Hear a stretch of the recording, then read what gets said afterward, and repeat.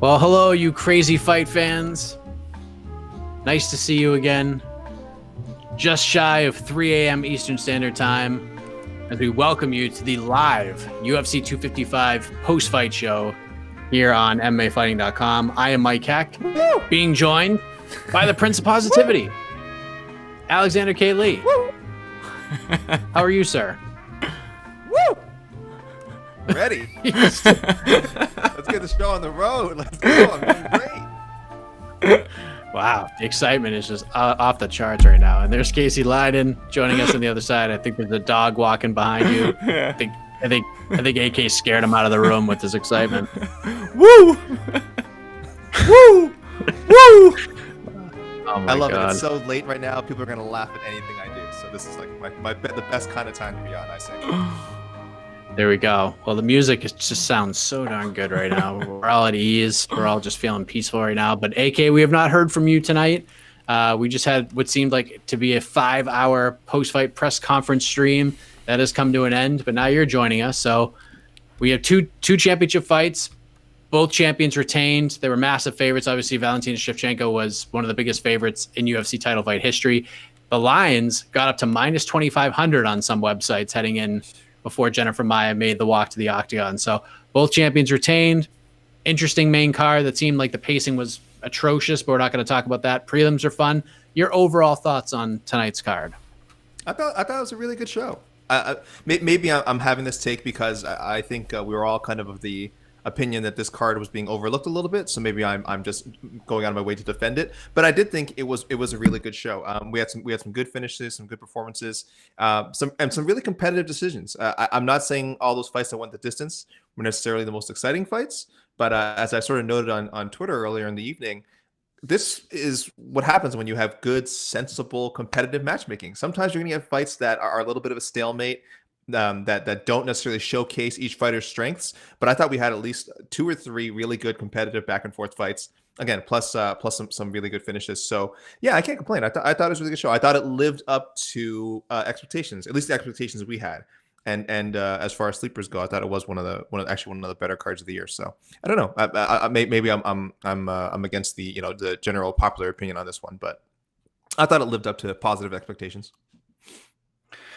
This was a card for me that, let me just be honest, I enjoyed the card. I thought it was good. I was entertained. There was competitive matchmaking.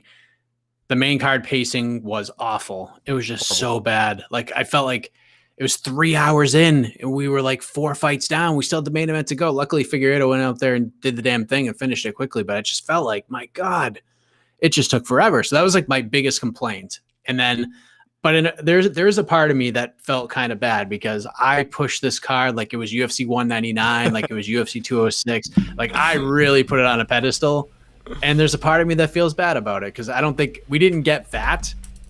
After the first fight, I'm like, oh man, like I'm feeling pretty darn good right now. Like, we get first fight of UFC 199 between Polo Reyes and Dong Hyun, Master Dong Hyun Kim, was ridiculous. And so was Louis Kosei versus Sasha Platnikov, which ended up being the fight of the night. So I was like, all right, we're off to a good start. And we got some good knockouts. The prelims are awesome. And I think just the pacing killed it for me tonight, honestly. Yeah. I think that's what really hurt it. It was brutal. I'm pretty sure the 5-fight pay-per-view main card lasted either as long or longer than the 7-fight main card, prelim card, with the way it was paced. And that, but at the very least, it felt longer. Like, it felt a lot longer. I don't know if it was longer or if it was around the same length, but it felt a lot longer. And that's not how the main portion of your show should be, right? People should be kind of like, people should leave the main portion of your show wanting more. Not like, oh my gosh, is this over yet? Because I seriously, by the end of in the middle of Shevchenko Maia, not because it was a bad fight, but just because, like you said, the pacing of the card, I had almost completely forgotten there was another flyweight title fight coming up, and I was really looking forward to Figueiredo Perez. It's just my mind had gone to this place where we have a championship fight, it's going the distance. I was already starting to kind of mentally leave the viewing of the card. And then I remember there was another fight, which thankfully, and fortunately for Deiveson Figueiredo, ended quickly. So, and it was very exciting. But yeah, look, we also mentioned, I think in the lead up, we would have all shuffled the card differently. I hate to take Chookagian Calvillo off. I don't know if I would have, because I do feel like fights that are potentially number one contenders fights do need to be on pay-per-view and do need to be showcased as such. So not so much of a beef for that one. But the Tim Means Mike Perry fight, once Robbie Lawler fell out, for me, you bump that to the quote unquote featured prelim, and you move up either Brandon Moreno, Brandon Royval, which is also theoretically a number one contenders fight, or the man of the hour, Joaquin Buckley. Put him on pay-per-view. But maybe he was better served on free TV, so I don't have a problem with that. I would have put the Moreno Royval fight. So a little tweak that really could have changed the pacing of things, could have changed the feel of the main card, but what can you do?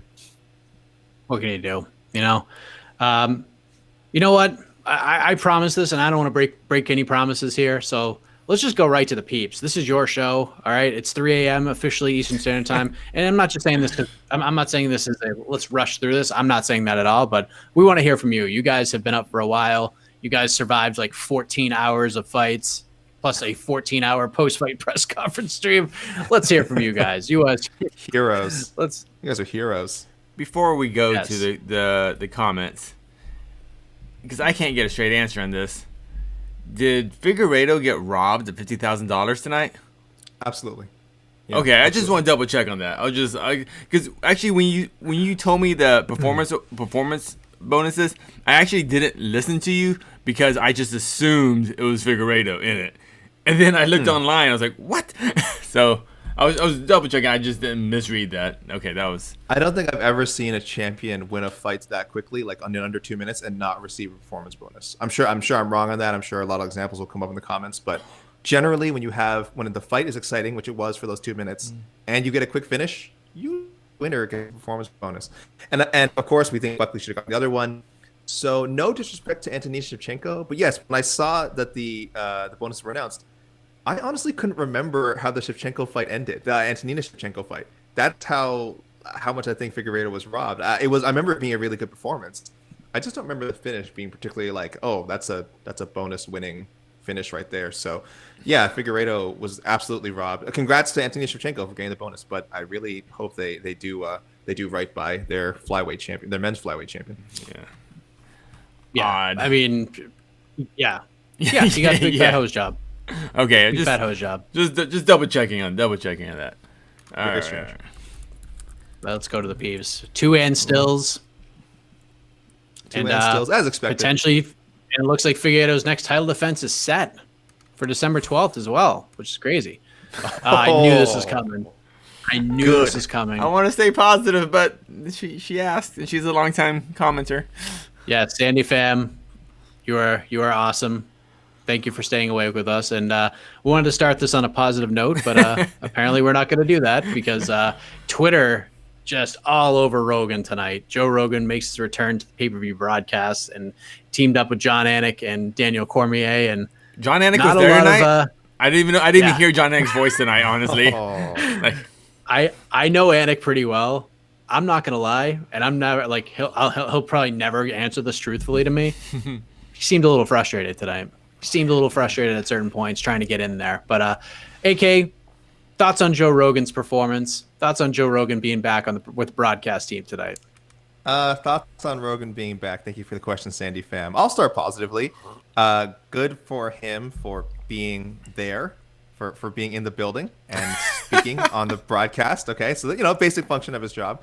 Congratulations for him on the recent Spotify deal. I guess it's not recent anymore, but for being a very, very rich man and not even needing to do these pay-per-views anymore. One might say not even needing to properly prepare for these shows anymore, which I think was somewhat evident tonight.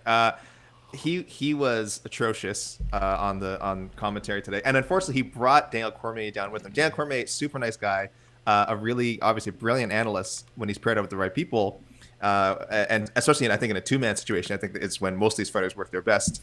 But boy, he's so chummy with Rogan and almost got too comfortable. And there was just moments of just dumb jokes, laughter, just nonstop. I was like when you're watching the NFL halftime show and like someone says one thing and they're just laughing for like 2 minutes.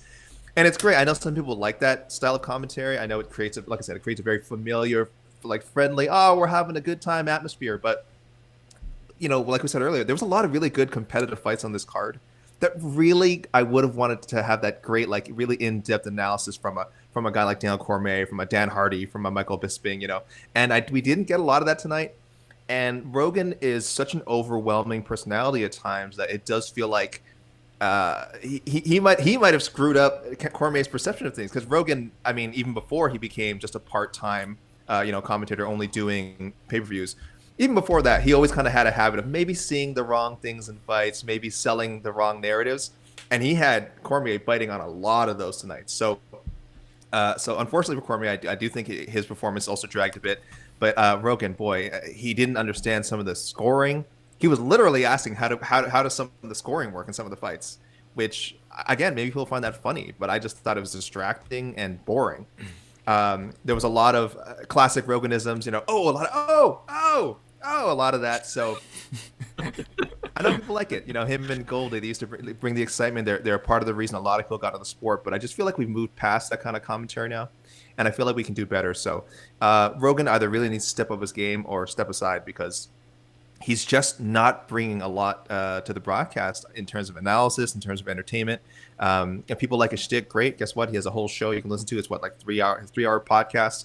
But I'm really. I saw the commercial. I saw the commercial. I'm aware of it. Yeah. So people are definitely aware of tonight. There was a commercial for it during the broadcast. Some people's tweets, I think, were sponsored by that new Spotify show. So, I think I'm a little bit done with Rogan. Just a really poor job tonight, I felt, and we have so many other options now. There's just no reason to keep. If he doesn't want to be around and doesn't want to do shows and only wants to do pay-per-views, I think we should give the opportunity to someone else at this point. I think he wants to be around, though. Like he said it many times, like he wants to be there. Like he's got the best seat in the house. The problem with Rogan is, he was pretty bad tonight. I want to see just for experimentation's sake, him and Anik, just the two of them, and see how it would go.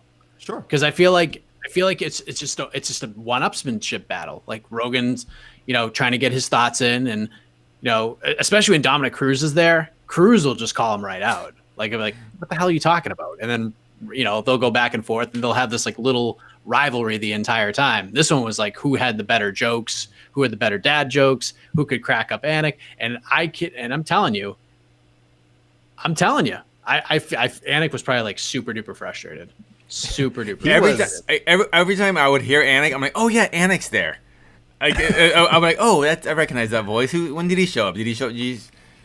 I think of Rogan, like he wants to be everything. He wants to be the play-by-play. He wants to be the color analyst. He wants to be the jokester. He just wants to comment on how everyone's tired. It's like it was just I actually felt bad for Caitlin when the first question was after a big victory, after suffering a horrible defeat against Andrade, was like you get lots of crazy like Mark Henry says a lot of things to you. How do you remember all those? I'm like, what? She's like, I don't know. I study. He's like, well, what does Pinot mean? I was like, that's our codes. I'm like, it was just like, okay, cool win. Pepperoni pizza. It was just like, oh my god. Okay, when I first started watching UFCs, I thought Rogan was great because he was great for new fans. He introduced fans to like, oh, what are they doing? Why are they just holding each other against the cage? And it's like, oh, okay. He educated the fans on the parts that people may think are boring. They're not actually boring. They're strategic. They're grinding. This is strategy. But now I feel like we're past that. I think, like you said, we've kind of grown out of the Rogan years. And it just feels like I was listening to I felt like I was listening to his podcast. Like it was one of those, what do you call it when people just watch fights and they just I don't know, a fight companion. It felt like a fight companion, and DC kind of kept falling into that. I was like, dude, this isn't a podcast. This is a sports broadcast, and please do your jobs. So yeah, thoughts on Rogan being back. Thank you for the questions. If anyone is wondering, like, oh, what are we going to talk about? Joe Rogan still good. Just watch that main event again, and watch how many times he didn't call. He got so infatuated with the narrative of Maya being a good challenger, which she was, by the way. She did she won the second round, and she was competitive throughout. But after the second round, he almost ignored everything that Valentina Shevchenko was doing. Maybe again, I know it's boring to talk about dominance. We want to move on and find a new narrative, but there was moments where she was just landing combinations, and Maya would land like one punch. It's like, oh, big punch by Maya, and then just nothing, no mention of what Shevchenko did. So we're not just picking on like funny little things here and there. There's like broad, obvious things that a commentator is supposed to do that he totally missed. So, yeah, very rough night for Joe.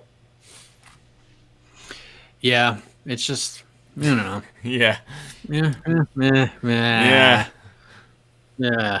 It is what it is. It really starts messing up my scoring. Like I think that it was the Dalby Rodriguez fight, which I actually scored for Dalby, but like, and I get if you score ahead for Rodriguez, but they were like just like flipping over tables, like what, like they just get like even DC like they get into this narrative, and this guy has to win, I guess, and like on it. It gets stuck on it, and it was like I was like I thought I was crazy, like what, I thought Dalby won that fight, or at least I thought it was close, but yeah.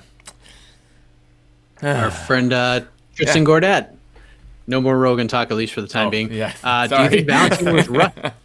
Do you think Valentina was rusty? She did have a long layoff since having surgery on her MCL, and did say she was happy it went 5 rounds to confirm to herself that she was 100% healthy. Casey, do you think she was rusty tonight? No, not at all. I think Valentina is a professional, and she was ready. And I just think that was fans not giving Jennifer Maia her due respect. That's all that was. I didn't think she was rusty. I thought she looked great tonight. I thought Valentina actually looked great tonight. I thought she really looked good. She dominated that fight. She lost the second round.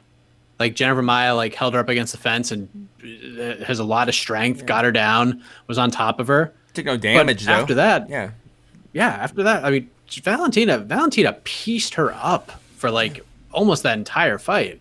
She went to the body so much. I think Anik at one point in the 5th round said like she landed 93% of her shots to the body over like 65 strikes. That's insane. That is insane. And when she hit Maia, it was nasty. You could hear it. It was just rough. Jennifer Maia, God bless her. Valiant effort. Very, very well done. She went in there and did better than I think any of us thought she was going to do. Anybody, really. So she walks out with her head held high. Her stock rises even in defeat, but I don't think Valentina looked rusty at all. What do you think, AK? I'll acknowledge Tristan's viewpoint on this one a little bit, because I'll say, as far as we know, this is maybe the first surgery she's had. I don't know if she said that post-fight. She did talk about injury and the post-fight injury with Rogan quite a bit. I do wonder if she's the first knee injury she's ever had to address with surgery. And I think even just from a mental standpoint, that is going to affect you. And it may be one of the reasons why she went with her, her grappling and wrestling more than with her, just a pure striking attack, because she did initiate a lot of the grappling against Maia, who is a striker, but a striker who also has good Brazilian Jiu-Jitsu black belts. So I do think she would have struck more if she was feeling a little more comfortable. But again, she's so well-rounded, it's hard to tell whether it is because she was compensating for some sort of injury or rust, or just because, again, she's just so skilled. And that's the avenue she saw for victory, which she was correct. She out grappled, got enough better positions, held position, top position, and won the fight that way. But I will say, I wouldn't be surprised if there were little things that might have escaped our eye, might have escaped things we'd notice, that maybe her coaches saw. And again, maybe if you asked her, she would be able to say, oh, I was a little off here, my time was a little off here. I do think an injury like that, there has to be a little bit of time off, almost 8 months, something like that. 8 months, 9 months. I will say, I do think that there were things there. I can't pinpoint exactly what, but I think, Tristan, if you're saying you think that there's moments where she was off, yeah, probably little moments, but nothing that I think severely affected her performance. Obviously, she looked very, very sharp tonight. Yeah, I don't think she was rusty. I think maybe she adjusted her game plan. I think that's maybe more accurate. I also think that the expectations for Valentina are just skyrocketed. They're through the roof. Like between the head kick knockout of Jessica Ai, the Chukagian finish, all that stuff. Like, you just expect her to go out there and just smash people in all these different fun ways. You expect her to just knock somebody stiff and then do a crazy dance in the middle of the cage over somebody's lifeless body. Like, that's what we expected to see in that fight. I think all of us picked that fight to get finished somewhere within the first 3 rounds, and we didn't get that. I picked decision. Of course you did. Oh, who won our picks tonight, suck. by the way? Oh, I didn't saw wanna it. know. I saw it. Actually, God, I our don't former He former who shall not be colleague, named. former No, colleague, We don't need to talk about him. a former colleague won. Wow. Oh, oh wow, who came in last place? Probably me. Yeah, It's got to be me. yeah. I sucked. I sucked on the prelims. Yeah, you had a rough start. You had a rough start. You had a rough I had start a for rough sure. one last week. I got 8 out of 12. That's not terrible. That's like normal. I think it's like average. But I I was. You had me beat before the main card started. No, I will say. I mean, I know a lot of people were they were impressed by Maya's performance and stuff. Honestly, I wasn't. This is the Maya I thought would show up. I thought Maya was a really good fighter, not a great fighter. Valentina is a great fighter, and this was a good fighter losing to a great fighter tonight. And I've seen her. I've seen Maya fight probably 5 or 6 times in Invicta. I've seen all her UFC fights. I've always expected big things from her. I never expected her to defeat Shevchenko because I just don't see how she does it. But I knew she was tough. I knew it would be, quote unquote, a fight, and it was. And so I kind of nothing surprised me. Actually, Valentina, I was very impressed with Valentina, honestly. So Her chin held up. Her chin definitely held up because she took some big shots in that fight. Yep. And hung in there the whole time. So congratulations to Valentina Shevchenko, still the champion. Looks like Jessica Andrade could be next. I hope Maybe Andrade versus Murphy. We'll see. Austin Jones, how many wins does Figueiredo need to draw Triple C to come out of retirement? AK, I saw you rub your hands together, so I'll let you start here. Man, I thought they were almost like needling, like they were trying to bait Henry Cejudo tonight because the promos and the commentary was, the whole. And someone asked about this after, I think, was Deiveson Figueiredo, the man who saved the flyweight division, And while I think, Henry Cejudo, when he sort of used to sell himself like that, I thought obviously it's a bit of an exaggeration. But that's weird. That was kind of his whole gimmick for a year there. That he was the guy who saved the flyweight division. And I think they barely mentioned his name tonight. I don't know if that's part of the usual UFC erasure of fighters who are no longer with the promotion or who are retired, but it was very strange. And if I'm amazed Cejudo didn't. I think he tweeted a little bit after, but didn't go on a John Jones-esque, sociopathic rant afterwards, quote tweeting people and going like, this is what I did and this is why I'm so great and this is why I'm the real one who saved the flyweight division. I didn't see any of that, surprisingly. So. So the question was, how many fights does Figueiredo have to win? What does he need to do? Really none. Look, Henry Cejudo, it's the same reason Henry Cejudo really retired in the first place is if you gave him enough money, yeah, exactly. Casey, I don't even need to say anything. Your gesture says it all. You give him enough money, he wouldn't have even retired in the first place. You give him enough money for a Figueiredo fight, he'll cut however many pounds he needs to cut. They were saying, I think Cormier and Anik were saying after, he's probably about $170 now. But give him a few months and give him the proper incentives. Cejudo will get right back down to 125, and he'll happily fight Figueiredo. So it really isn't a matter of how many fights. He already knows. I think Cejudo and probably his management. They already know that what the UFC is trying to do. They're trying to bump him out of the way. They're trying to people forget the Cejudo era, and he'd be more than happy to come back and fight Figueiredo like tomorrow if the money was right, and if he could have a miraculous weight loss, he would do it because all the incentive is there already. Money. I mean, just real quick on that. I honestly, I think it would take. I would think it would take Figueiredo winning the bantamweight title too. Like I think he'd have to win the second belt, and then the money. So a lot. I'm gonna say there's 0 chance that fight happens, which is kind of unfortunate. Yeah, I think if Cody winds up having the belt, the 25 belt or the 35 belt, I think maybe that could bring out Cejudo just because he's a bigger name and the trash talk will be easier, which means more money. But yeah, don't expect it. I'll give it a Figueiredo's 20%. next fight seems to 20%.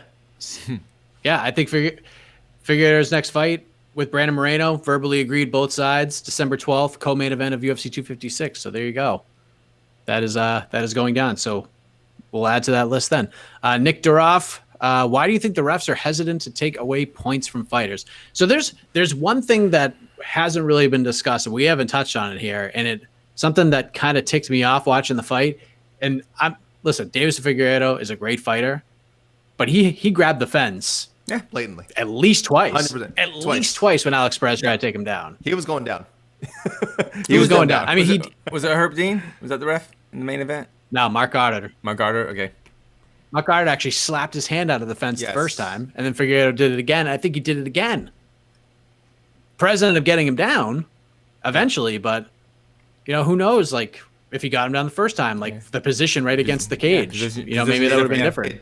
It definitely affected the position.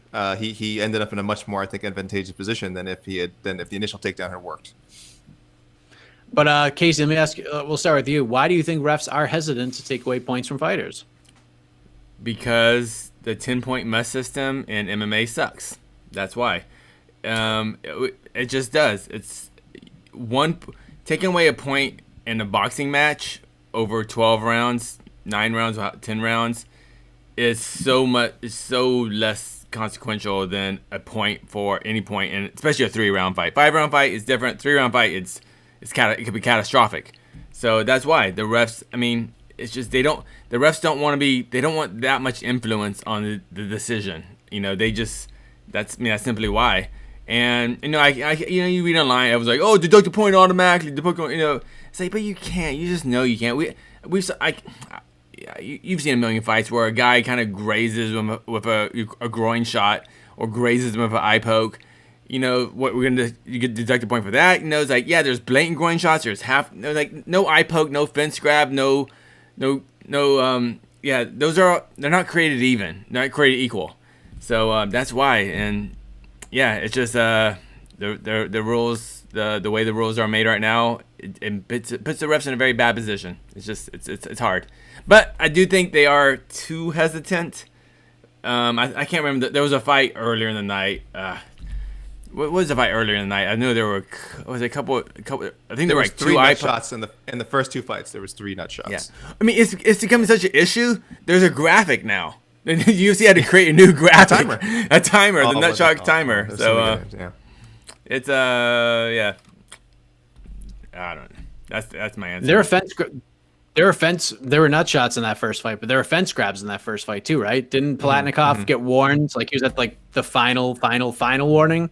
Yeah. Listen, if you even sniff the fence, if you even touch it, was that the one? Like, it was like a dad. It was like, I'm sending you back to your locker room. If you grab that fence one more time. Chris Tayo. And then Kosi got him real bad in the nutties again, and I think it was just like, all right, he suffered enough. Oh yeah, it was Alan Joban took a nice groin shot. Yeah. Oh yeah. Yeah. Yeah. I mean, kind of building on what Casey said is they say the best referees in most sports are the ones that you don't talk about, right? You do not want to be the story after the fight, and if you take away a point and then it ends up in a draw, or worse, or even leads to a fighter losing a fight, you better believe that your name is going to be right up there with the 2 participants of the fight, because we know most fans know the referees in MMA very well. Jason Herzog, Herb Dean, of course, Mark Goddard, Chris Taglioni has maybe the breakout name of the year in officiating. He's been officiating for a long time. But a lot of people this year became real familiar with Chris Taglioni's name. So you don't want that. You don't want that. You want to be commended for being, doing a good job, like maybe by the end of the year. But on a nightly basis, if your name keeps popping up, it's just a terrible thing to do. So I know that, and I know that's a bad excuse for not doing your job, right? If people are saying, well, their job is to enforce the rules, they shouldn't necessarily care about their egos and whether they get called out for deducting a point. But it's definitely much easier said than done. And again, unless people want to see more draws, which fans definitely don't like. I still laugh whenever fans like boo a draw. I always find that's a weird thing to do. But I know fans don't want that. You're going to see a lot of draws if you see these deductions. So yes, I do think they should penalize more frequently. And I think if you penalize more frequently, I'm kind of that old school mentality. Accidents stop happening when you crank up the penalties. That might be a little kind of a grim, mean thing to say, but I do think you'd see guys less eye pokes, definitely less fence grabbing. If it was immediate point, if you grab the fence, you would definitely see less fence grabbing. You get to see it. You still have a few instinctual ones. Guys are going down, they're going to grab on. But for the most part, guys know they can get away with that, so they're going to do it. Same with eye kick. Same with same with leg kick, groin kicks, and eye pokes. So I'm for more penalization. But to answer the question, as Casey, I kind of just agree with Casey. You can see the psychology behind not wanting to do it. Real quick, you don't want to. You don't want to end up in a Dana scrum just getting lambasted. Yeah. I threw this out there, and it's on Twitter, and it's an idea I've been pushing. I really think there should be half-point deductions. You got if Figueiredo grabs, because that doesn't change the fight, but that is a real warning, a half-point deduction.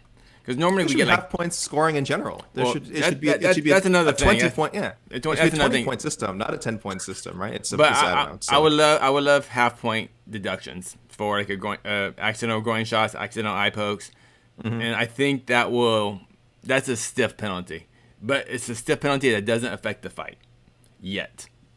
So I like it. All right. Football 365. Mo or Mo? Thank you. If Cynthia can't beat Chukagian, how can she expect a title shot anytime soon? Is this a question? I don't think she is expecting a title shot anytime soon. Is this a question or a statement? I guess it may be reworded. What does Cynthia Calvillo need to do now to get a title shot? She needs to win 3 fights in a row. Yeah. Is that where 3 fights in a row? Is it like one? If say they book her against Lauren Murphy, just say that happened, is dominating Lauren Murphy erase this loss? I guess that's what No. I guess that's nope. No, she'll have to win another one. So 2. Yeah. Two top 5, maybe 2, 3. Yeah. Well, I mean, it depends. Like Jennifer Maia submitted Joanne Calderwood on super short notice and earned a title shot, despite losing her last couple of fights. So, I mean, I guess anything can happen. I guess it depends on how she does it. Like, if she goes out there and if she fights Lauren Murphy and starches her and knocks her out in like 90 seconds, she gets up there because she's a fresh face. If Shevchenko beats Jessica Andrade, which seems to be the plan right now. So, yeah, that would be something. But I don't know. There's heat between Calvillo and Murphy. I think, unfortunately, I don't think they can make that fight now. I think it's Andrade Murphy or it's Murphy Chukagian in the rematch. You got a story there. They fought before. Chukagian won on short notice. They're up at 135. They're both completely different fighters right now. Those are the 2 options for Murphy. And then, Calvillo is in an interesting spot right now. Maybe they just throw her in there with Antonina at this point. I don't want to see that, but maybe that's what they do. That was just the first name you thought of because you saw her tonight. But I know what you mean. Yeah. But honestly, and by the way, let me just say this real quick. Valentina Shevchenko, great performance tonight. Awesome. Really well done. She impressed me a lot. I think she may have impressed me more than anybody on the card tonight, considering the expectations I had, only just based on like the expectations I had for her, because I've said many times on to the next one, like I didn't want to see her in there with like anybody even sniffing the top 15. I just didn't want to see it. I wanted to see them build her up. I thought Ariane Lipsky was a difficult matchup. Most of us picked the upset. Most people on Twitter picked the upset, but Shevchenko took her to the ground, beat her up, looked great. She looked outstanding. Whatever improvements she needed to make after the Chukagian fight, she made them and then some. So good on her.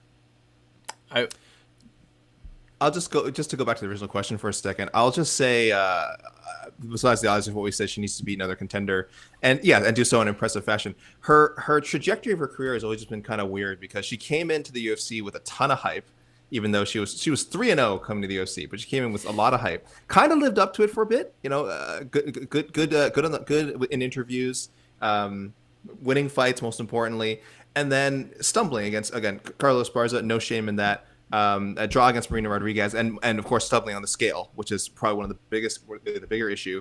And now she's had to move up to 125, and then she beats Jessica Eye in her first fight at 125. Jessica Eye is a recent flyweight title challenger, and was number 2, or maybe number 1. I don't know. I can't remember if she was behind Chukagian at that point, but she was at no lower than number 2, and then Calvillo took that spot. So now she is in this weird situation where. And this is kind of where I think the basis of this question is, expect her to eventually get a title shot someday still, despite the fact that the results haven't always been there. So I think really I would say people need to scale back their expectations of Calvillo. I agree. She's maybe at least 2 fights away. Honestly, even if she did score like a crazy knockout of Lauren Murphy, I really wouldn't want to see her get the title shot right away. I want to hope that someone else would emerge as a fresh challenger should that scenario unfold, and that'd be like 6 months from now, right? So I think 2 fights away is the right way to write the right number. Yeah, they and plus Dana White said defend the title. Obviously, Zhang Weili, they're going to book her and Rose Namajunas soon, and Dana White wants to see Zhang Weili versus Valentina Shevchenko at some point. So that is the weirdest. We'll is he the only person in the world that's really trying to sell that fight right now?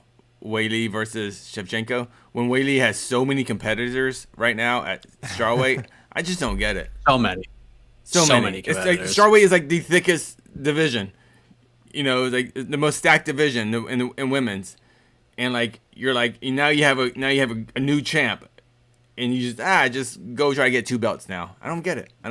That's every division. They're obsessed with super fights now. We may never again. Like I was thinking I was going to tweet something out like, man, if Figueiredo just sticks with it, he could easily run off 6, 7, 8 consecutive title fights. And I'm like, he's never going to get that opportunity. He's 2 more title fights at most, title defense at most. They're going to insist he try and do something 135. And even if it doesn't materialize, it'll put the wheels in motion, and eventually he's going to go up. So it's. I know. I think a lot of fans like me, they miss the days when there was just a steady stream of title challenges. Not always the most exciting fights. Anderson Silva, Talis Leites, Patrick Cote. Okay, whatever. Not the biggest names, but it's part of that. When we look back on these guys and we say, man, remember that 10 straight championship defenses for Silva, or 10 straight for GSP, whatever the number is. We don't care necessarily about every individual person that was in there. We remember the number, and then we remember the biggest wins in there. And it sucks that a lot of these guys aren't allowed to build up their runs that way. I think Shevchenko should. I think Shevchenko is on that way where she has like signature wins like Joanna, Jessica Andrade could be added to that, and then has some forgettable ones like Carmouche and things like that. She has highlights with the head kick of Jessica Eye. So I wish they would just let people build things up the old fashioned way, but it's just not how things are done anymore. It's odd. Oh, AK, you're loving this question. No, I'll be go read it out. Go ahead, Mike. Read it out. What is next for Mike Perry, AK? I've made very public my disdain for Mike Perry. I think his person. I've never liked his personality. Talented fighter, undeniable. Let me put it this way: undeniable, talented fighter, and has a real instinct for it. There's some people who are just really good at something. I don't know if Mike Perry could have excelled in any other sport. Who knows? Maybe if he applied himself differently, he could have been a great football player. I don't know. But I'll tell you this: he has a knack for fighting. Okay, I'm never going to deny that. But the way he presents himself really irritates me. Of course, there's the allegations from his ex-wife Danielle Nickerson, which I think should be taken very seriously, regardless of which parts of it you believe to be true. If you guys haven't missed that, there's a great write-up in MMA Junkie about some of the allegations against him. And again, based on his behavior, let's not forget some of the other run-ins he's had with the law. It's believable. Okay, so I do not like Mike Perry. I don't want to kick someone when they're down. He fought really well tonight, and he lost. He lost I think a pretty clear decision to Tim Means. So I do think he should be cut, and I don't say that out of though. Again, I've explained I do have a bias. I don't like the guy, but I also think most people don't sort out their lives in the public eye. They need to be taken away from this situation that's, I think, causing them a lot of stress and causing them a lot of internal conflict and turmoil. Let's not forget he missed weight by 4.5 pounds, so that's part of his job. So regardless of what you think of his personal life, even if you go like, oh, I don't care about that stuff, he missed weight by 4.5 pounds. That's part of his job as a fighter. So if you care about him just as a fighter, he effed up. Okay, that's that. There's no arguing that. And I just think he needs to step away from fighting. He needs to seek professional help. And I mean this again in a positive way. That this is, I don't want to condemn him. I don't think I've seen some comments there. He had to reply to one where someone was essentially saying he should kill himself, and I think that's horrible. I wouldn't wish that upon him. I wouldn't wish that upon anybody. But he needs to step away, get professional help, focus on his family life. He has a child on the way. Focus on his relationship with Latoria Gonzalez, his fiance. But fighting right now, I think, is not for him. We saw the string. Check out his tweets. Check out some of the tweets he said during the weight cut. Very, very distressing stuff. So, what's next? I hope not another fight in the UFC. But realistically, I don't see him getting cut. That was a fight of the night worthy performance. They didn't get the award, but it could have been up there. I do think they gave him another fight. Who? I don't know. I don't care. I don't even want to speculate. I would rather he not compete for a while and really try and fix his life. Well, I think the first step is if he sticks around, his next fight has to be 185, right? Like we can't do this again. We can't do this again. Like even if he says like I'm taking this seriously, like he even said it himself, like I think I need to go up to 185. And there's some fun matchups for him at 185. Sure. Like the dude is a scrapper. You throw him in there with like any of these guys, they're gonna sit there and throw the fangs at him and vice versa. So I mean, if Kevin Holland loses to Jack Hermanson, you could do Perry versus Holland. Sure. I'm fine with that. Holland wants it. Holland wants that fight bad. The scary thing is that's Perry fighting on look his like reputation. That's that's just Perry fighting on his reputation. He doesn't deserve to fight a guy like Holland, but I understand what you're saying for the name's right. His name. Well, you're giving it to Kevin. You're giving it to Holland. Yeah. That's the fight Holland wants. And listen, Dana White was asked about Mike Perry at the press conference. Thinks Mike Perry is a very entertaining guy, and people would watch that fight. Mike Perry draws a lot of eyeballs. People want to hear what he has to say. It's just the way that it is. Look, there's aspects of his personality that as a fighter that I understand are attractive and intriguing to people. I totally understand it. Even let's just say it. The coming out to supposedly the wrong walkout music tonight. I think they said he wasn't supposed to come out to Halo by Beyonce, and he just went with it. And again, if that was any other fighter, I would have thought that was hilarious. It's just in the wake of all these other things that I find so distasteful about him. I couldn't enjoy it. But again, if people did, how can I blame them? You know, I understand what it is about him that people find intriguing. He is certainly a memorable personality, for better or worse. And in the fight game, that takes you a long way, especially when, again, you have as much talent as he does, which I do think he is a talented fighter. So really, when I criticize, I do it from a place of it sounds corny. I do it from a place of love, though. I do. This is someone who I would want to see fixed lives, not just for his sake, his fiance, his soon to be his baby that he's soon to have. They created a new human. They created a new human being, a new person, to be part of this world. So Mike Perry, please get your life together. Yeah, everyone who supported him and pushed him on. Again, I'm sure a lot of fighters probably had a hard upbringing, but guess what? You're an adult now. You're at this point where there's actually probably a lot of people who are supporting you and who are rooting for you and want to see you do well. I'd say probably more than wish you ill. More people than me. There's probably, for every one of me who's critical, there's probably 100 people who are like, man, I love Mike Perry and I want to see him do well. So listen to those people and fix your life for them. Don't worry about people like me. Fix your life for the people who love you and support you like unconditionally, because frankly, they're not going to be there forever. And I hope it doesn't end up hurting anyone.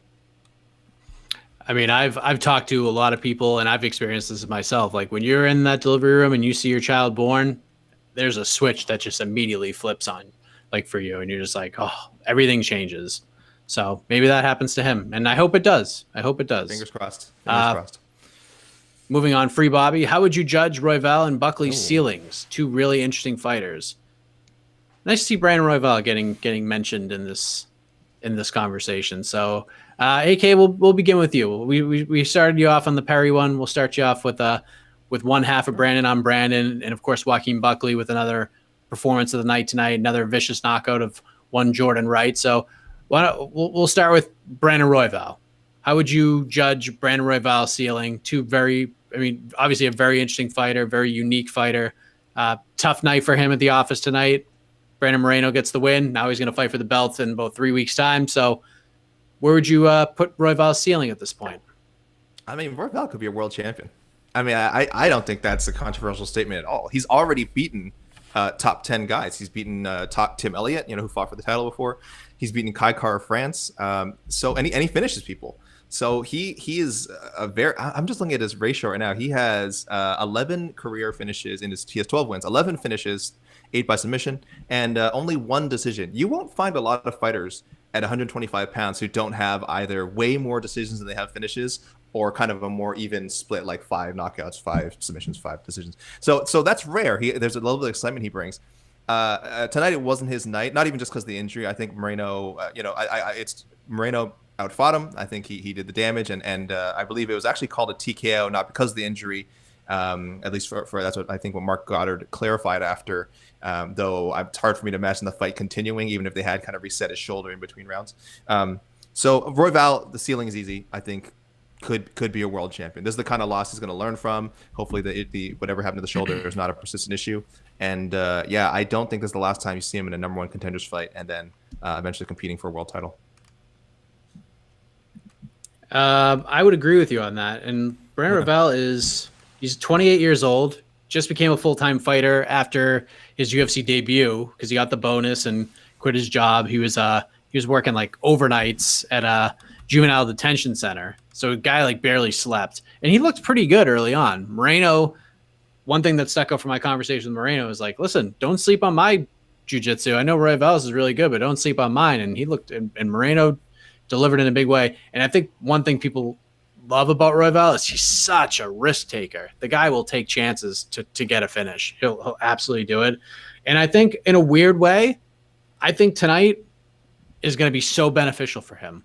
I think this is going to be one of those things where one of the things that's kind of held Brandon Royval back is like the confidence that he has in himself. Like he's very, very hard on himself.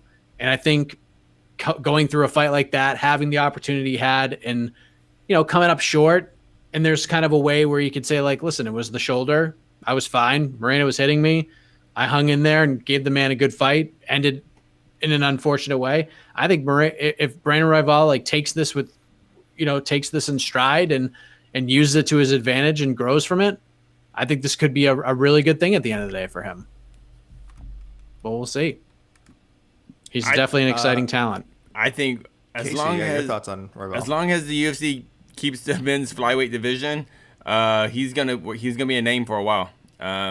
He's 29. He's just about hitting his prime. Just now becoming a full-time fighter. I mean, it's so stupid to think that how we can have guys be almost the top 5, one of the top 5 or 10 best in the world at what they do, and they still have a second job. I mean, actually, fighting is their second job. That's not even their primary job. But they love selling that, though. They love selling that. Can you believe he's a world title contender and also like a fry cook on the side? It's only in America. Yeah. It's the American dream. It's the American dream. And he has 5 kids that he has to take care of. Yeah. How does he do it? How does he do it? The fact that some of the best fighters in the world still have roommates.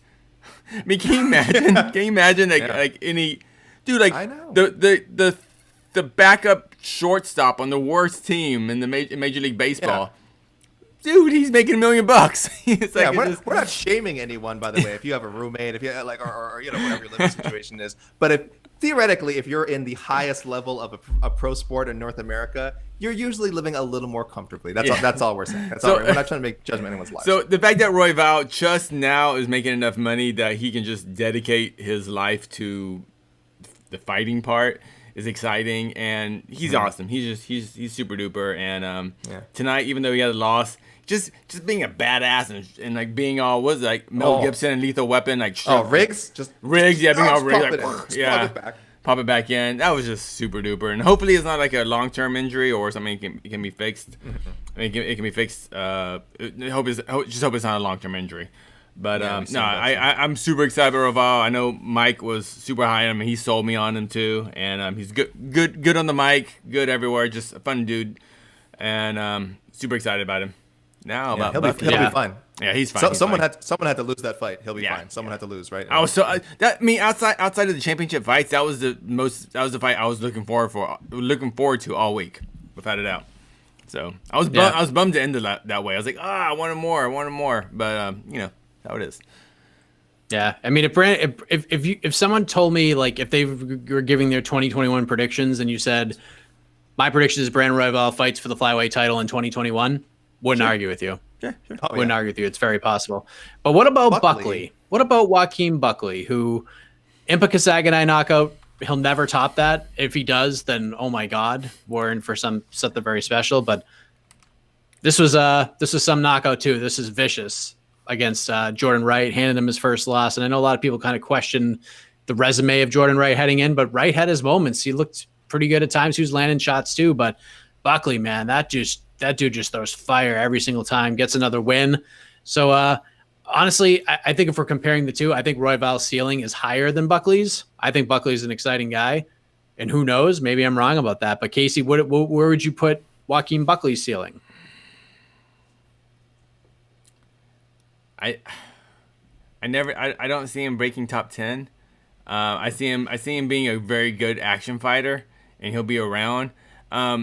Much like Mike Perry in the cage, in the sense that Mike Perry isn't a high-ranked welterweight or whatever weight he fights at now, but he's gonna be a guy. He's always gonna be in highlight reels with all these UFC fight nights. All these seeming like it seems like he can make 85 very easily, as long as he doesn't take any heavy damage.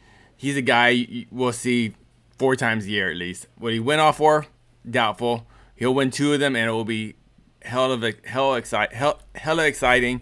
And that's what I expect from him. I think he's going to be that guy who leads into pay-per-views. The first fight on a pay-per-view, the first fight on a main card on a fight night. He's easy to sell. He looks the part, and that's what I see from him. If I'm wrong, cool. AK, he's done fine at middleweight. Had a fun fight with Kevin Holland. Of course, the 2 knockouts. I feel like his future's at 170 though. That's just my take. What do you think? Where would you put his ceiling? Has to be. He looked small tonight. He looked real small. Jordan Wright, as we said, was doing a really good job using his length to kind of back Holland off. And again, Holland's just a great striker, has so much power. He eventually figured it out and just made his way in. But he has to be considering 170 because he looked undersized. He didn't look even with Kevin Holland, the Kevin Holland fight.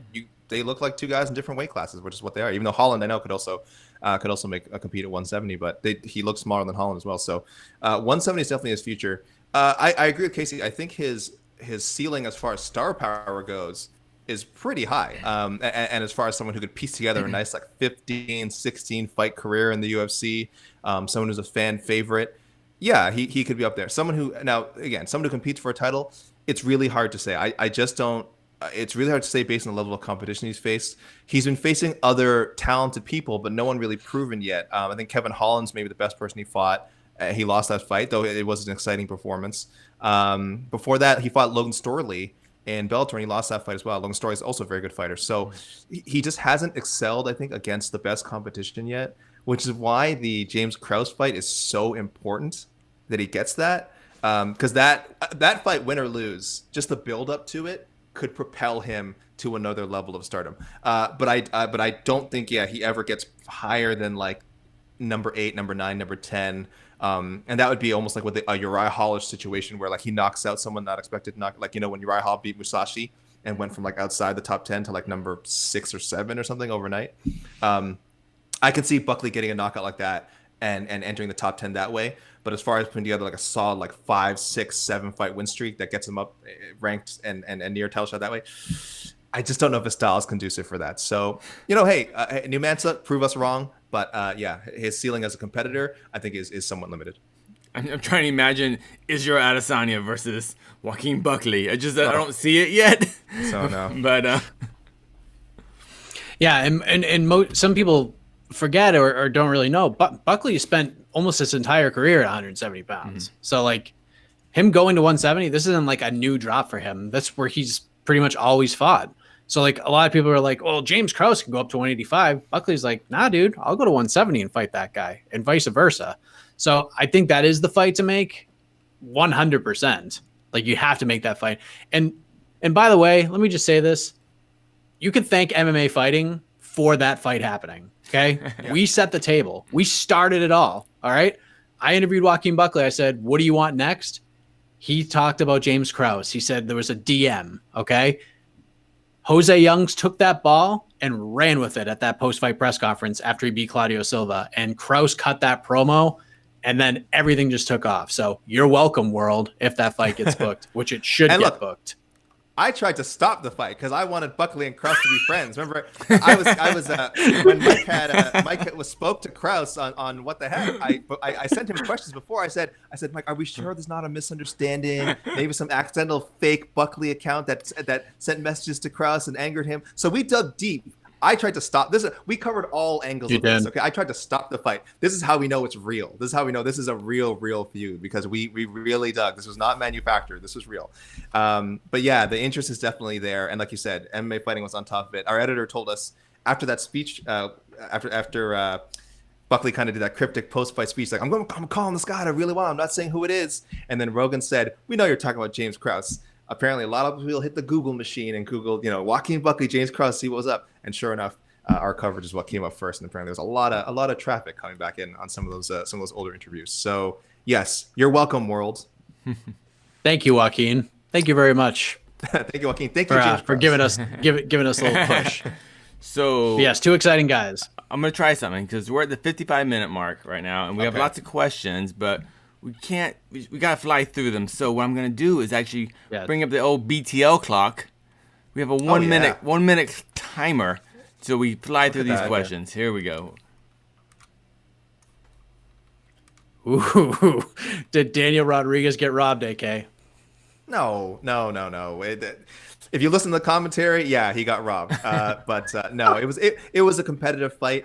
I think someone brought up the unofficial striking numbers after as evidence that that Rodriguez may have had reason to be feeling like he got one taken away from him. But I'll have to see the official stats.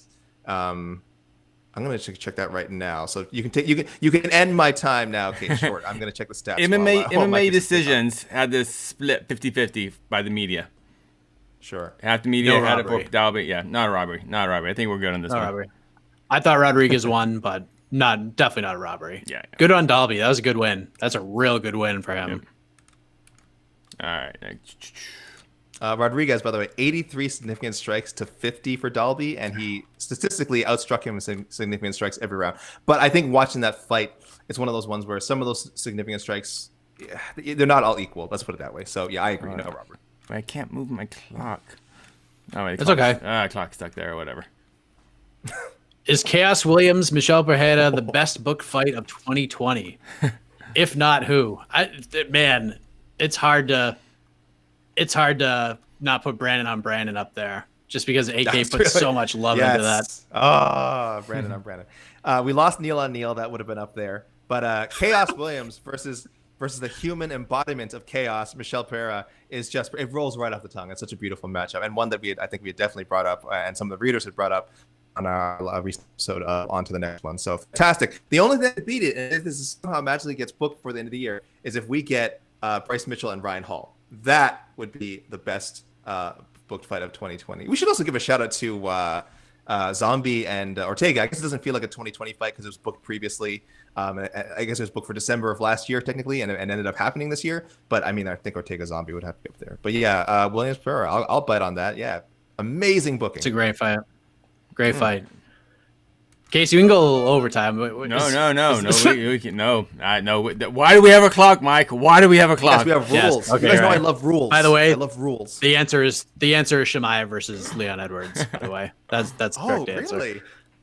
Yeah. Yep. It's so brilliant. It's just so brilliant. It did solve a lot of problems. AK thoughts on Jeff Neal versus Wonderboy and Font versus Barais. Two big jumps up in competition for guys, and especially for Neal, could be a big break. What's AKA thoughts? AK? I think also. Oh, is that me? Not you. Just answer the question. Also known as thoughts on Jeff Neal versus Wonderboy and Font versus Moraes. They're great. Like I said, I'm sad we missed out on Neal. I'm a little surprised that this is the fight, because wasn't Wonderboy being picky about some of his matchups? He wanted Leon Edwards. Yeah, that's the fight he wanted. Yeah, and it was Leon who didn't want to fight him. Yeah, Leon didn't seem all that interested. Supposedly, yeah. So the Jeff Neal matchup's a good one. Definitely more for Neal than Wonderboy, but look, Wonderboy's got to fight someone eventually, and he might not get anyone in the top 10. So you got a guy. Instead, he has to fight a guy who's probably gonna try and take his spot. But I like it. Font and Moraes, great opportunity for Rob Font, and I think he is deserving of a big leap up in competition like that. So yeah, I love it. All right. Yep, me too. Love both of them. Thank you, Brick Squad. That's a badass name right there. I saw it earlier. I flew by it, but Are we gonna start calling? What's Figueiredo's his official nickname? God of That's War. not his nickname. Huh? Deus da Guerra. God of War, right? Deus da Guerra. Yeah. Yeah. I think we're gonna like his like secondary nickname will be Figgy Smalls, right? Figgy Smalls is very good. I'm into that. I'm into. You know me. I'm a resistor against. I've never been a fan of Bobby Knuckles, which is one of the fan made nicknames. I think Michael Chiesa is on social media right now saying he created Figgy Smalls, and I'm into it. Okay, good. I like it. But wasn't it his opponent who came out to Biggie? Didn't Perez? Yeah, come I think out Perez to did come out to Juicy? Biggie. Yeah. So that's a little confusing. The branding's a little confusing, but I like Figgy Smalls. Yeah. I don't know. I'm kind of at the point where like I finally can spell Figueiredo's name, like when I write up articles without having to look it up. So I'm like, I finally got it. When I made the little graphic you see on the screen at the top, I must have looked at that like 40 times, and I'm still convinced it's misspelled. I'm still convinced here's a tip for all you writers out there. So Figueiredo, for one thing, in both his there's two things that'll help you. One, the I always goes after the first E in both of his names, his first and last name. Okay. And the Figueiredo part, it's easy to remember if you divide it into if you say Figueiredo, and then that's not how it's pronounced. But if you want to know how to spell it, this is what time is it right now? This is a spelling lesson at almost 4 a.m. East Coast time. That's what the people are asking for right now. That's what people want. Figueiredo. So the first part in is the lightning round. There's not really an easy way to remember that. But the second part, which I know a lot of people have trouble with, as do I, there's your trick. Figueiredo. What do you think about an all women's MMA card? First Saturday in March kicks off with International Women's Week. Nunes versus Anderson, Shevchenko versus Andrade, Zhang versus Namajunas. Interesting idea. You don't even need to have the trio of title fights. That's probably what the UFC would want to do, definitely. But I've never been a fan of three championships fights on one card. I think the only time it turned out well was that what was the GSP 217? The clock is moving. AK, come on. Help me. Break out your inner Jose Young. It was 217, right? That was. I should remember this. This was one of my freaking. 205. 205 with 3 title fights. Was it MSG McGregor? card? What were the other two? We don't It need. That's not the Woodley focus of the Wonderboy question. and Joanna Kovacevic. Oh yes. And those fights were not super great. McGregor Alvarez obviously was super exciting, but Woodley Wonderboy was okay. I remember one fight of the night. You got fight of the night. Hey. You got fight of the I night. don't think a fight of the year could enter it. It wasn't a fight. Answer the question. Answer the question, man. We're talking about women's MMA. You're talking about Tyron Woodley right now. Oh my God, we only have 10 seconds left. I love the idea of an all women's card. It's a shame it hasn't happened yet, though there is a whole promotion called Invicta FC that you can watch on UFC Fight Pass and get all women's cards all the time, guys. But I love it. I don't think it needs 3 title fights, but definitely 2. Yeah, you probably need at least 2. Dude, the last Invicta card was freaking awesome. The one that was on Friday night, that was a good card. And oh my goodness, what was the young lady's name? The Hurricane. I told you about my Chase. Hoop Chase is mental. Good Lord. That might not be a politically correct thing to say. She is mental and the best. There's a little bit of Clay Guida in there, but maybe more psycho. Oh, more intense. I was sold. I was like, yes. Yeah. Sign this lady. Stephanie Geltmacher fought in that card too. She had a big knockout. Big knockout. She is so good. It was like Invicta kind of had that Bellator thing where they kind of had some bad luck. Good cards on paper, just didn't turn out. Yeah. And this was nice card on paper. Kayla Harrison obviously did her thing. That was oh my God. In her opponent's blood. Yeah, that was something. I always say, oh no, that was a girl stoppage. That was a girl stoppage. That was not a girl stoppage, man. No. that was like I don't like that woman. She must like that was so. It wouldn't have been a girl. It wouldn't have been a girl stoppage if they stopped in the first round like they should have. They should have. That was a beating. Too long. That was it. Kayla Harrison looked great. Watch Invicta, people. Kayla Harrison with elbows on the ground. Awesome. We looked great at 45. Looked awesome at 45. Watch Invicta. UFC Fight Pass. Let's do a couple more questions so we can go to sleep. Yeah. So I can start prepping for on to the next one. Oh yeah. Jessica's. Okay, real quick. Talk about tonight's card. Do you like Jessica's chances against Valentina better now? I never thought she didn't have a good chance. I mean, I would certainly pick Valentina, but it's one of those fights where I think I would be shocked if the odds were that much higher than maybe minus 200 for Valentina. I would be surprised. I thought the odds for Maya were completely insane. It got as high as what did they say? Minus 2,000 favorite. Minus 2,500 it got to on one site. I kept hearing people say it was essentially the most lopsided betting title fight in UFC history. I mean, I'm not sure that's true, but it felt like that. So, I mean, it felt like that was what people were talking about. Yeah, thank you, Joshua Carey. To really address the question, I didn't see anything. I didn't see any like weaknesses in Shevchenko's game tonight. It's not like I saw anything. Just because Maya was competitive, it didn't make me think like, oh, Shevchenko's not as good. No, Shevchenko, if anything, this is one of those fights where you love to see them fight through a little bit of early adversity and show why they're champion. Any champion can dominate against the weaker competition and can be a front runner. It's when you have those rounds where like, damn, like, you clearly lost that round, round 2, and then you come back and do the opposite. You clearly win the last 3. That's what champions are made of. Not always exciting finishes, not always 50-45s, 50-44s all the time. So I always liked Andrade's chances. So I'll say I don't like them any more now than I did before. I love the fight. Yeah, same. Yeah, same.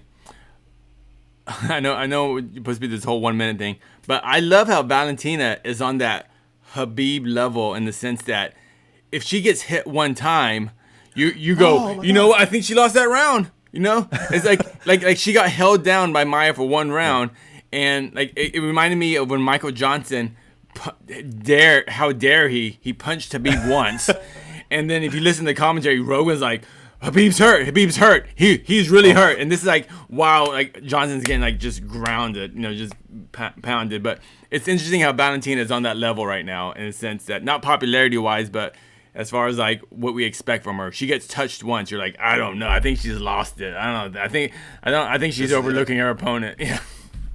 Hit that live betting. I gotta get a live betting. Yeah, live betting.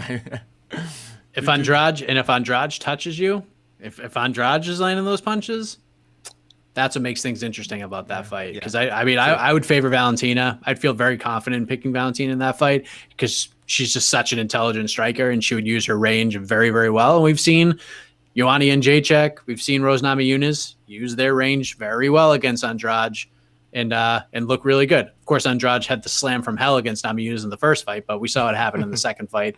But Andrade is always dangerous. So there is some intrigue there for sure. But same chances are, at least in my mind, the same as they were coming into tonight. Yeah. Here's my question. Why are the viewership numbers going up? What is going on, people? I think people are waking up. People are waking up in different parts. We have people in other time zones watching. Bless you, people. So bless you all just joining us, and bless you guys who've stuck with us throughout the night. You guys are the best. I know I'm a broken record to say this every show, but people, anyone who tunes into these post-fight shows live, and anyone who watches later as well, of course, you guys are the best. Yes. Just because he's a long-time commentator, I just want to throw Al Mack on the screen. Stop calling close fights a robbery. Yes, amen, Al Mack. Absolutely. Amen. That is the theme of my robbery review features, which can be seen regularly on MMA Fighting, though not my last one, which I think I screwed up, the GSP Hendricks fight. If you guys haven't read that one, read it and tell me what an idiot I am. Yes, and yes, amen to that too, Al Mack. 402. Okay. You know what? Yeah. You know what I'm gonna do right now? I was gonna say that's a good question to end on, dude. You could just put a quick thank you. Yes, play us off. Oh, they're playing us off the stage. Sorry, we would love to answer more questions, but they are playing us. I apologize. This is the overtime music. That means we're going an extra hour. Oh no. So, no, I'm just kidding. That's it. Listen, we've been talking about this for a while. The press conference stream, you know what I mean. It took forever. Just a long night. But we appreciate you guys joining us. Any final thoughts, AK, before we say goodbye? No. It is 4 a.m. I'll agree. To acknowledge that last question, yeah, it's 4 a.m. On the East Coast. Even on the West Coast, it's 1 a.m. on a Saturday. You should either be well, I was just saying out partying though. I guess we can't do that these times. But you should either be chilling and watching a movie, or I guess you're staying up with us, and I can't complain. So, I'm under curfew. I can't leave this house. I'm under. This curfew. is true. There's really not much else to do than hang out with us. It's a tyranny out there. It's a dictatorship, guys. So I'm stuck here, guys. Next week, what's going on next? What's next week's card, Mike? Blades versus Lewis. Oof. In the tiny cage, in the small cage. What else is on the main card? Well, we have plenty of time to talk Okay. about that. We have plenty of time. Oh, Yeah. sorry. We got between the links. We hear all about Oh, between the okay. links. Great. Yes. So there's only 4 cards left for 2020 for the UFC. We've just gone on this incredible run with 4 fight cards left, and it all ends December 19th. That fight card is bananas. Are there any more We'll Bellator talk more cards? about that. Is there Yep. one- December One more 10th. December. December 10th. Who's that? That is Alimale McFarland versus Juliana Ooh, Velasquez. the other flyweights. Flyweight December. Well, it's not December yet. Whatever, you know what I mean. Juliana Velasquez finally got the title shot, for the love of God. She's deserved a title shot for like Flyweights 2 years rule. now. Flyweights rule. We know this. This is not a secret, and we definitely saw a lot of great flyweight action tonight. We did. That's right. We sure did. All right, we are out of here. For Casey Leydon, A.K. Lee, I am Mike Heck. Normally I would say good night, everybody, but good morning, everybody. Good morning.